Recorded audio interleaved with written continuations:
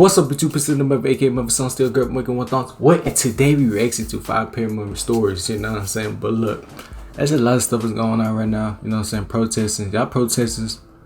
I think y'all so much protesting doing y'all doing, you know what I'm saying? If y'all people out in this center just looting, bro, just stealing stuff, and all these, what's up with y'all, bro? Y'all not helping protest with that, no, you're just stealing, bro. And that's crazy, bro. Like, people protesting out there, I pray so much for y'all. You know, so y'all can make it out in safety, come see your families. I really do. And put God first. You know what I'm saying? I know you pray to you doing for a reason. Put God first. Because all this stuff is doing right now, that's the devil work. Yeah, some people not seeing that. That is the devil's work that's doing out there.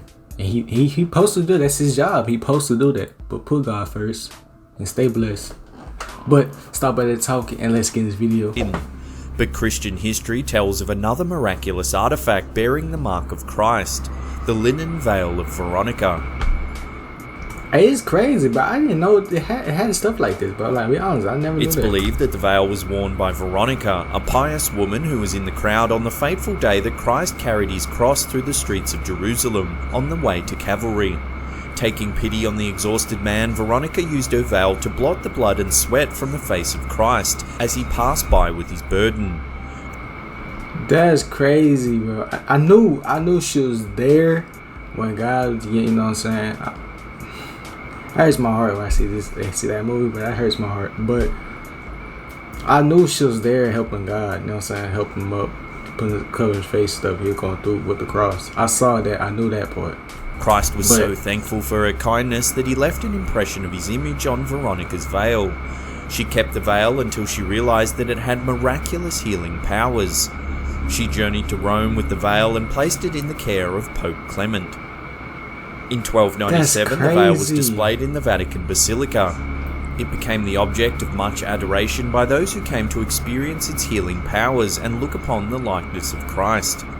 Eventually, the veil was stored in the Vatican archive, but it was still displayed every year for the faithful. Now it's thought that the real veil is actually not the one displayed by the Vatican, but is...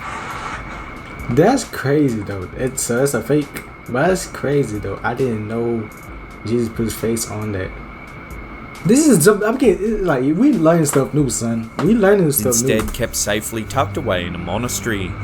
Just like the Shroud of Turin, the monastery veil has been subjected to numerous tests, and it's been determined that the image wasn't painted on the veil, but instead was infused in such a way that the image is identical on both sides of the linen. There's been a lot of debate surrounding Veronica's veil. Skeptics believe that it's a deliberate copy of the face of the Shroud of Turin. They also point out that the encounter between Christ and Veronica was never historically documented. Unfortunately, both... So, was lying? I'm not understanding. So, she telling the truth, she's lying. You tell me. The veils are too delicate to submit them to carbon dating, leaving many wondering which veil is the real artifact. It doesn't seem to matter that there are two veils or that no one seems to know which one is the authentic one. Veronica has been named a saint, and thousands pray to her each year for healing and guidance. Specially blessed replicas of the veil can also be purchased from the church. The mystery of the veil continues even today. I believe she had one. Like, you know what I'm saying? Jesus' face. You know what I'm talking about? He just said. She may hide this somewhere. We don't know. She may hide this somewhere and just made the copy. We don't know. Or Jesus It's thought that everyone has a double, a look-alike out in the world that looks and sounds just like their matching twin. But what if you were hounded by a spectral twin every day? To make it even more disturbing, what if you couldn't see your doppelganger but those around you could? That is exactly what happened to Emily Sagi. By all accounts, Emily Sagi, a French school teacher, was well liked. She was You know what's crazy though? There's a lot of people sound like me and talk like me, like understand, like sound like and talk me, but like my little cousin, right, Leanna, you know what I'm saying?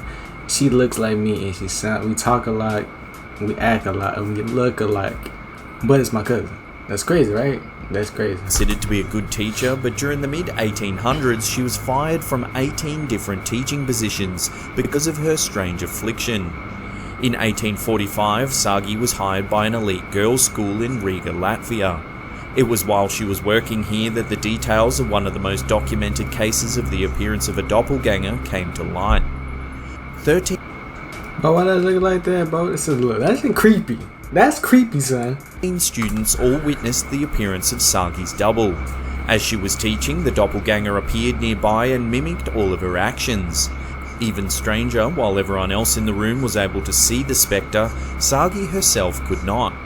The doppelganger didn't just limit itself to the classroom. The shade was spotted on the school grounds, sometimes near Sagi. Hold on. Let me get this through. It's a ghost?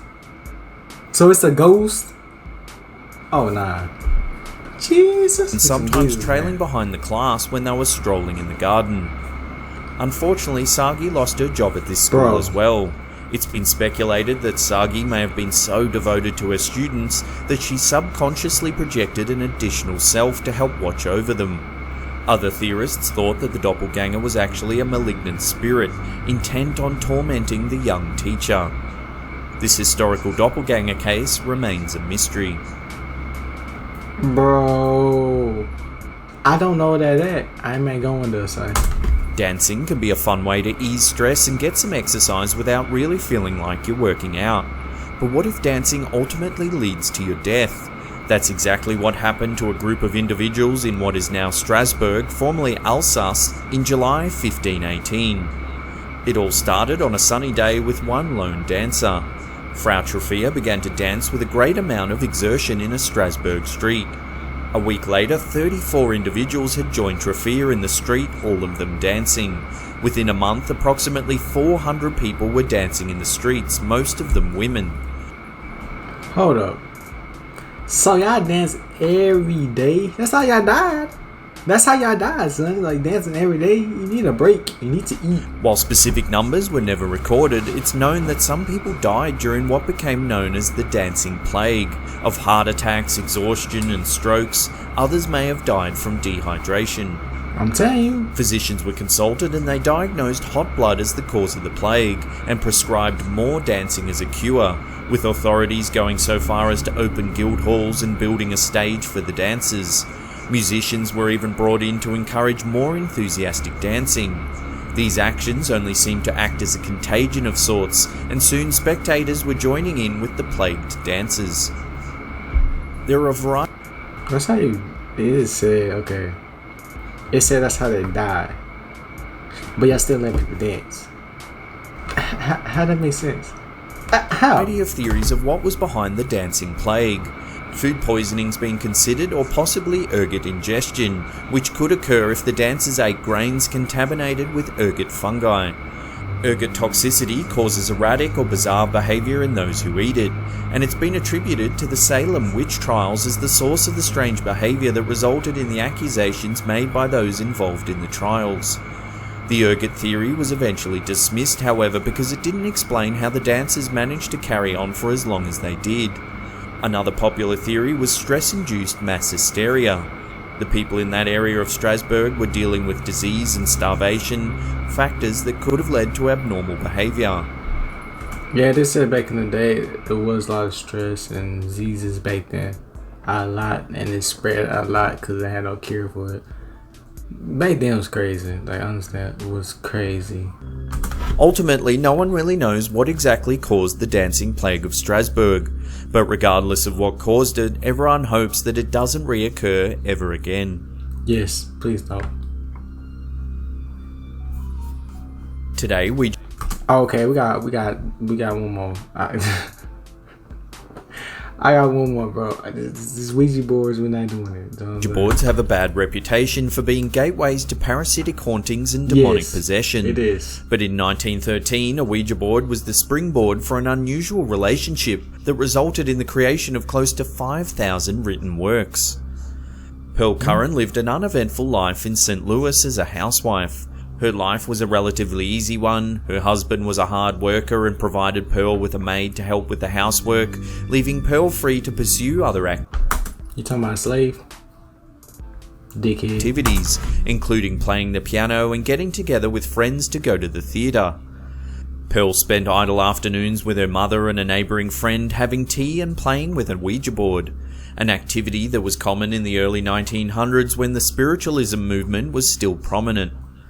Pearl didn't take the Ouija board too seriously, but one afternoon a very precise message came through the board. "Many moons ago I lived, again I come, Patience Worth is my name." This was the beginning of a 25-year relationship between Pearl Curran and Patience Worth. Through the Ouija... Oh, nah, bro. Why? Ma'am, why? Ouija board, Patience stated that she had lived in Dorsetshire, England in 1649 or 1694. When pushed to give more details about... Y'all know this video. Y'all, I'm done with this video, you know what I'm saying? I hope y'all liked this video. I did like this video, put a thumbs up. If you didn't like this video, put a thumbs up, comment below. If y'all want me to do some more scary videos on Saturday, you know what I'm saying? Tell me. You know what I'm saying? Tell me. And I will say this, stay out of trouble, stay blessed, see you on next video. Yay.